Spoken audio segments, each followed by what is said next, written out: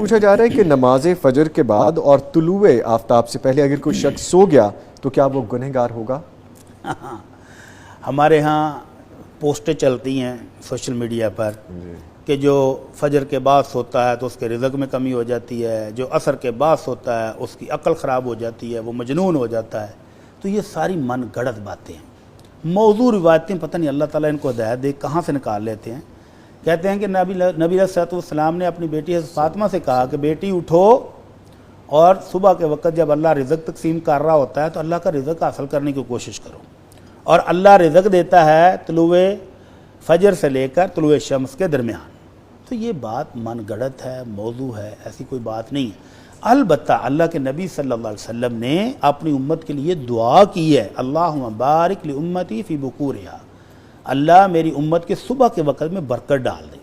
تو یہ باعث برکت وقت ہے جو ہم سو کے گزار دیتے ہیں اور کاروبار 12-1 بجے شروع کرتے ہیں۔ تو اگر ہم اپنا کاروبار فجر کی نماز کے بعد یا اشراق کی نماز پڑھ کے شروع کر دیں تو یہ بہت برکت والا ٹائم ہے۔ حدیث میں آتا ہے کہ حضرت صخر ایک صحابی ہیں، انہوں نے جب اللہ کے رسول کا یہ فرمان سنا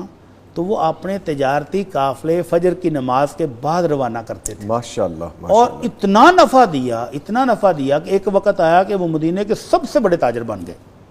اور وجہ کیا ہے؟ اس باعث برکت وقت کو کیش کرانا۔ بڑی صاحب، میں نے بھی یہ سوری ٹو کٹ یو، میں نے بھی ایکسپیرینس کر کے دیکھا کہ ارلی مارننگ جب آپ اٹھتے ہیں، آپ نماز پڑھتے ہیں، اس کے بعد آپ اپنے کاروبار زندگی یا معاملات زندگی میں لگ جاتے ہیں، سر اتنی برکت پڑتی ہے۔ سر میں آپ کو سناؤں، مجھے ایک اوبر والا ڈرائیور کہتا ہے جی کہ میں صبح فجر کی نماز پڑھ کے قرآن پڑھ کے دعا کر کے گھر سے نکلتا ہوں اور 10-10:30 بجے تک میں واپس چلا جاتا ہوں۔ حالانکہ میں نے اوبر والوں کو دیکھا ہے 16 گھنٹے ان کی وہ کچھ ہوتے ہیں ان کے بونس لینے کے لیے، وہ رائڈز پوری کر رہے ہیں اور 16 گھنٹے ڈرائیو کر رہے ہیں، اور وہ شخص کہتا ہے کہ میں فجر کے بعد نکلتا ہوں 10-10:30 تک میں گھر واپس چلا جاتا ہوں، الحمدللہ مجھے اللہ اتنا رزق دے دیتا ہے کہ میرے لیے کافی ہے۔ سبحان اللہ، سبحان اللہ۔ تو اس باعث برکت وقت کو کیش کرانے کے لیے اگر کوئی شخص رات پوری نیند پوری کرے اور صبح اٹھ کے اپنے بزنس، اپنے کاروبار، علم حاصل کرنا ہے، کچھ بھی کرنا ہے تو اس وقت میں کرے تو یہ بہت اچھا ہے۔ لیکن اگر کوئی بندہ ضرورت مند رات کو نیند پوری نہیں ہو سکی اور وہ فجر کی نماز پڑھ کے دوبارہ سونا چاہتا ہے تو کوئی حرج نہیں ہے۔ اسی طرح عصر کے بعد اگر کوئی بندہ تھکا ہوا ہے اور وہ سونا چاہتا ہے، نیند آ رہی ہے تو وہ سو سکتا ہے، نہ تو عقل خراب ہونے والی حدیث صحیح ہے اور نہ ہی رزق میں تنگی ہونے والی کوئی حدیث ایسی موجود ہے۔ اچھا بٹی صاحب، ارلی مارننگ جو اٹھتے ہیں نا، اگین یہ میرا اپنا ایکسپیرینس ہے اور میں نے بہت سے لوگوں کو دیکھا بھی ہے یہ پریکٹس کرتے ہیں، جو فجر کی نماز پڑھتے ہیں، ارلی اٹھتے ہیں، اس کے بعد وہ سوتے نہیں، اپنے کام کرتے ہیں،